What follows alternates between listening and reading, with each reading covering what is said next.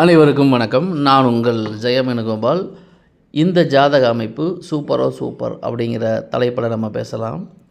ஒரு ஜாதகத்தில் சந்திரனுக்கு 6ஆம் இடம், 7ஆம் இடம், 8ஆம் இடம் இந்த 3 இடங்களிலும் வரிசையாக கிரகங்கள் இருந்தால் அந்த ஜாதகம் உண்மையிலேயே அதிர்ஷ்டமான ஜாதகம், சூப்பரான ஜாதகம். எல்லா விதமான நன்மைகளையும் அந்த ஜாதகம் ஒருங்கே பெறும். உதவி செய்யாதவர்கள் கூட இந்த அமைப்புடையவர்களுக்கு உதவி செய்ய தேடி வருவார். இந்த உலகில் என்னென்ன நன்மை இருக்கோ எல்லா நன்மைகளையும் பெறக்கூடிய அமைப்பு அந்த ஜாதகத்துக்கு உண்டு. பெரிய பெரிய விஐபிகள் தொடர்பு ஏற்படும். பெரிய பெரிய அந்தஸ்துள்ள நபர்கள் பழக்கத்துக்கு வருவாங்க. காரணம் என்னென்னா, சந்திரனுக்கு 6, 7, 8 இந்த இடங்களில் வரிசையாக சுபகிரகங்கள் இருக்கிறது. சுபகிரகம் இருந்தால் சூப்பரான பலன்.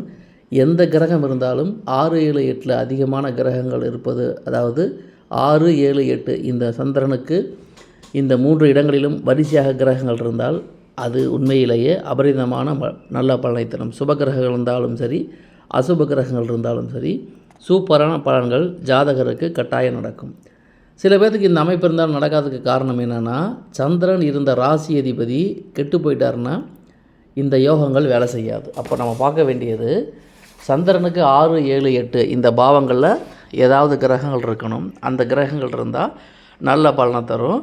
சந்திரன் இருக்கிற ராசி அதிபதி பாதிக்கப்படாமல் இருந்தால் இந்த பலன் நடக்கும். அந்த சந்திரன் என்ற ராசி அதிபதி பாதிக்கப்பட்டால் இத்தகைய பலன்கள் நடக்காது என்பது பொதுவான தகவல். மற்றபடி ஒவ்வொருத்தருடைய தனிப்பட்ட ஜாதகத்தை பொறுத்து, அதில் உள்ள கிரக அமைவுகளை பொறுத்து பலன்கள் வேறுபடும் என்ற அடிப்படை உண்மைகளை நாம் மறந்துவிடக்கூடாது. பொதுவான தகவல் என்பது வேறு, தனிப்பட்ட ஜாதக பலன் என்பது வேறு.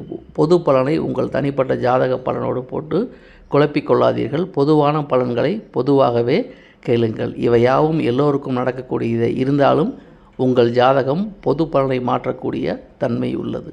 நன்றி, வணக்கம்.